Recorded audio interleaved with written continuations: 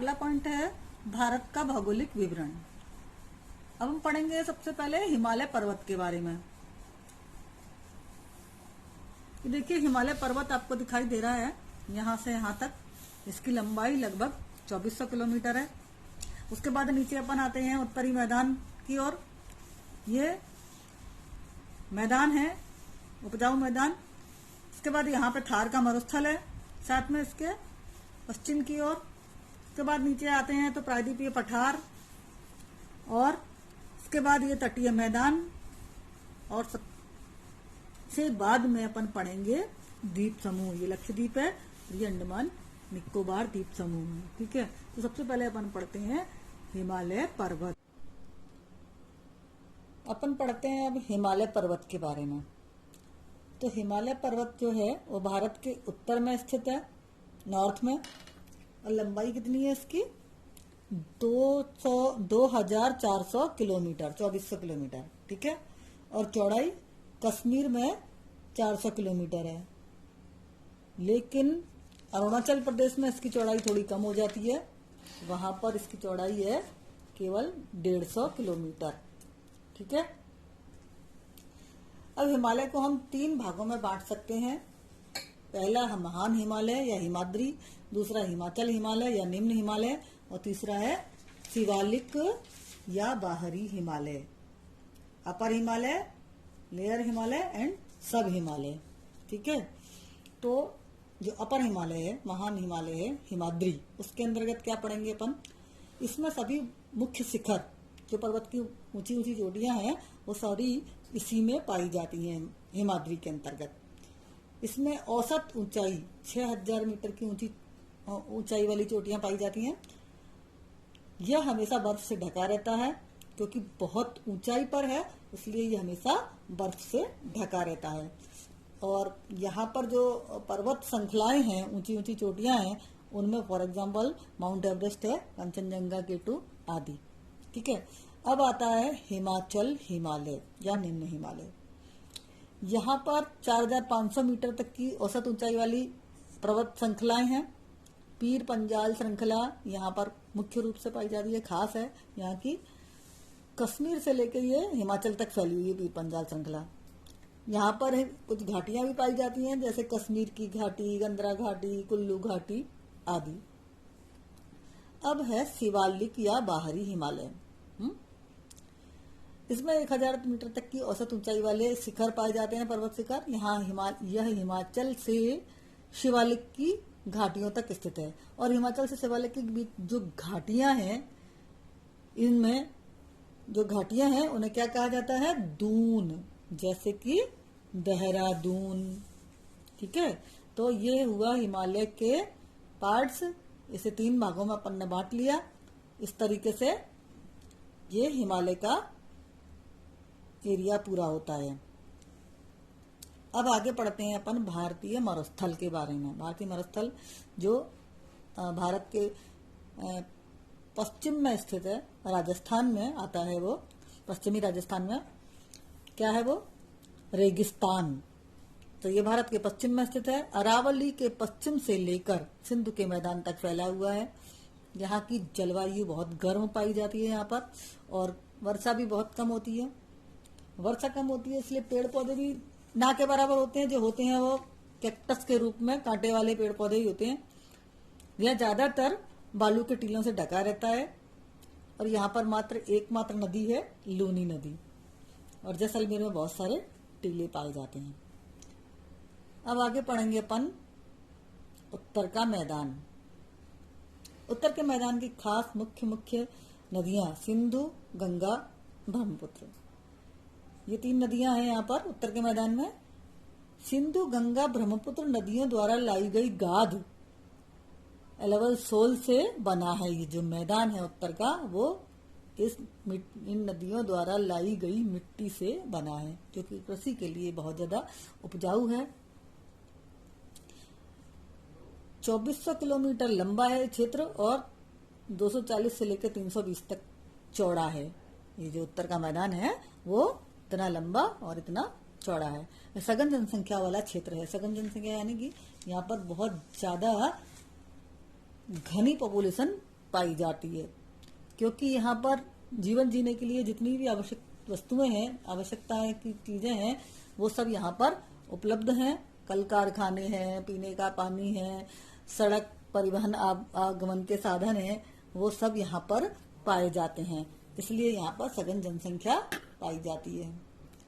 उत्तर के मैदान को हम 3 भागों में बांट सकते हैं: पंजाब हिमालय, गंगा का मैदान और ब्रह्मपुत्र का मैदान। यहाँ पर जो नदियां हैं उत्तर के मैदान में, वो पंजाब मैदान में कौन सी नदियां हैं? सिंधु एवं अन्य नदियों के द्वारा ये जो मैदान बनाया गया है, उपजाऊ मैदान, वो कहलाता है पंजाब का मैदान। और उसके साइड में गंगा का मैदान है, जो कि हरियाणा, दिल्ली, उत्तर प्रदेश के क्षेत्र आते हैं यहाँ पर, इस मैदान में, गंगा के मैदान में। इसके बाद है ब्रह्मपुत्र का मैदान, यहाँ पर असम और पश्चिमी बंगाल प्रदेश आते हैं। अब आकृति में भिन्नता के आधार पर हम देखेंगे कि उत्तरी मैदान 4 प्रकार का है। आकृति के रूप में, आकृति के प्रकार के आधार पर हम इसे 4 भागों में बांट सकते हैं। पहला है भाभर। जैसे ही हिमालय से नीचे आएंगे शिवालिक की ढाल पर, तो वहां पर भाभर पाया जाता है। वो 8 से लेकर 16 किलोमीटर चौड़ी पट्टी के रूप में ये स्थित है भाभर। और भाभर से नीचे दक्षिण में, जहां पे भाभर खत्म होता है वहीं तराई शुरू हो जाता है। भाभर के दक्षिण में दलदली क्षेत्र जो है वो तराई कहलाता है। यहाँ पर मिट्टी नम होती है, नदियां बहती रहती हैं, इसलिए दलदली मिट्टी क्षेत्र पाया जाता है। और जहां पे तराई खत्म होती है वहीं से बांगर शुरू हो जाता है। बांगर क्या है? पुरानी कंकरीली मिट्टी, जो नदियों द्वारा नदियां जो मिट्टी बहा कर लाती हैं, वो पुरानी कंक्रीटी मिट्टी से बांगर क्षेत्र बना हुआ है। और खादर जो है वो नई निक्षेप मिट्टी से बना है। ये बांगर तो पुरानी जलोढ़ मिट्टी से बना है, लेकिन ये खादर जो है वो नदियों द्वारा लाई गई नई मिट्टी से बना है, जो कृषि के लिए बहुत ज्यादा उपजाऊ है। इन दोनों में यही अंतर है कि वो तो पुरानी मिट्टी से बना है बांगर तो, जबकि खादर नई निक्षेप मिट्टी से बना है। तो आपको समझ में आ गया होगा कि जहाँ भाभर खत्म होता है उसी के साथ तराई शुरू हो जाता है, और जहाँ तराई खत्म होता है वहीं बांगर, और बांगर के जस्ट नीचे खादर उपजाऊ क्षेत्र स्थित है। ठीक है, अब हम पढ़ते हैं पठार। पठार यानी प्लेट्यू। इनकी ऊंचाई पर्वतों से बहुत कम होती है। ऊंचे तो होते हैं ये, लेकिन उतने ऊंचे नहीं होते जितने पर्वत होते हैं। प्रायद्वीपीय पठार, पेनिनसुलर प्लेट्यू, यह पुरानी चट्टानों से बना है। जो दक्षिण का पठार है नीचे, वो किससे बना हुआ है? पुरानी चट्टानों से। इसके 2 मुख्य भाग हैं। पहला तो मध्य उच्च भूमि कहा जाता है, और दूसरे का नाम है दक्कन का पठार। तो हम देखते हैं मध्य उच्च भूमि क्या है। मध्य उच्च भूमि नर्मदा नदी के उत्तर में स्थित है। ये पश्चिम में धीरे धीरे राजस्थान से मिल जाता है ना। जो ये मध्य उच्च भूमि है वो पश्चिम में जाकर के धीरे धीरे राजस्थान के साथ मिल जाता है क्षेत्र ये। और इस क्षेत्र में बहने वाली नदियां कौन कौन सी हैं? चंबल है, बेतवा है, सिंध है। इस पठार को पूर्व में बुंदेलखंड के नाम से भी जाना जाता है, और छोटा नागपुर भी इसके पूर्व में स्थित है।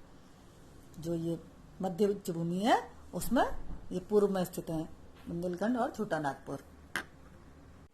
अगला पॉइंट है दक्कन प्लेट्यू, दक्षिण का पठार।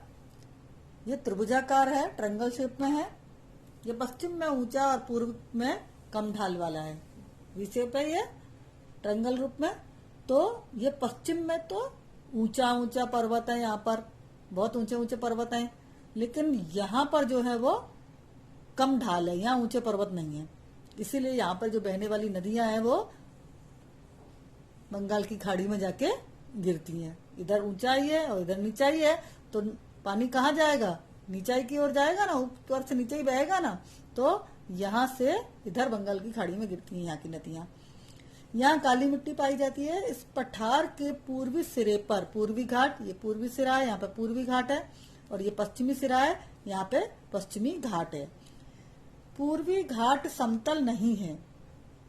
ये जो पूर्वी घाट है वो एक जैसा नहीं है, समतल नहीं है, काट दिया है नदियों ने, क्योंकि नदियां आती हैं यहाँ पे बहती हैं, इधर जाके गिरती है बंगाल की खाड़ी में, तो उन्होंने इसको छिन्न भिन्न कर दिया। पूर्वी घाट समतल नहीं है, नदी बंगाल की खाड़ी में गिरने वाली नदियों ने इसे काट दिया है। ठीक है, पश्चिमी घाट में पर्वतीय वर्षा होती है। जो पश्चिमी घाट है ये वाला, यहाँ पर ये पर्वत है, तो यहाँ पर पर्वतीय वर्षा होती है। पर्वतों पर जो वर्षा होगी क्या कहलाएगी? वो पर्वतीय वर्षा।